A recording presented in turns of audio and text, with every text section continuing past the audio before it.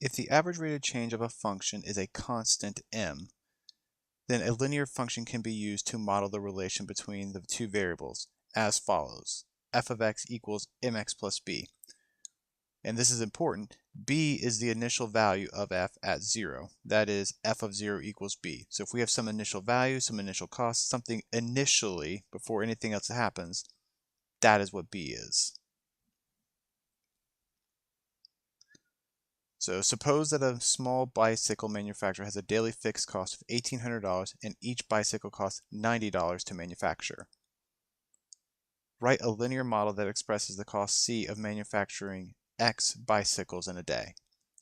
So we can see right off the bat it has a fixed daily cost of $1,800. It has an initial cost of $1,800. Before anything else happens, before one bike is made, it's $1,800 to open and run. So we could say that B is $1,800. And there is a $90 increase for every bicycle made. So it means there's a constant increase, a constant rate of change. So we could say that M is 90. And that's all we need to write an equation of a line. So we can model it with just these two facts.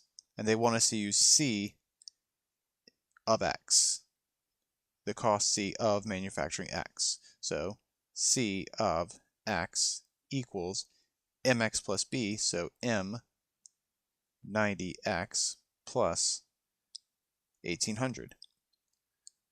So this is the linear model linear equation that models this problem. So what is the cost of manufacturing 14 bikes in a day? Well, we know that X is the number of bicycles made in a day, and we're asking for 14 made in a day. So it's going to be C of 14 equals 90 times 14 plus 1,800. And so we're just going to run this through. So 90 times 14 plus 1,800 is going to give us 3,060. So the cost of manufacturing 14 bikes is $3,060.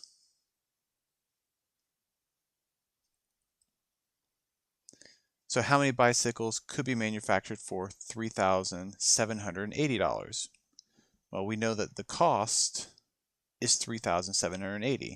So it means we're trying to find x. So we can plug this into our function and solve for x. So 3,780 equals 90x plus 1,800. So I can subtract the 1,800 over, and it's going to give me 1,980 equals 90x. And then divide by 90, make it 22x, or 22 equals x, excuse me. Now, it's asking for how many bikes, and x equals 22. So we could say that 22 bikes would have to be manufactured to have a cost of $3,780.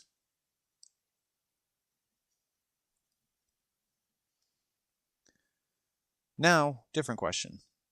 A truck rental company rents a truck for 1 day by charging $31.95 plus 89 cents per mile. So before you can even drive off the lot, you have to pay $31.95. So that's an initial amount, that's an initial value, an initial cost.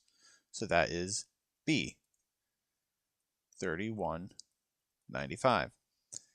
And you have a constant cost increase of 89 cents per mile, so a constant rate of change. So we can say our slope here is 0.89.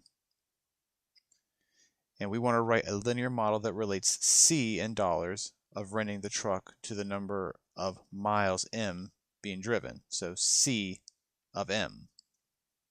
So C of M equals 0.89 x. Oh, not x, M. M plus 31.95. And this is the function that models this question. So now that we have our linear function, what is the cost of running the truck if the truck is driven 110 miles? How about 230 miles? We're going to do the exact same thing for both of them. We're going to have C of 110 is equal to 0.89 times 110 plus 31.95. And when we just run this all together, we're going to end up getting a cost of $129.85. How about if you drove 230 miles? C of 230. Just plug it in instead of 110.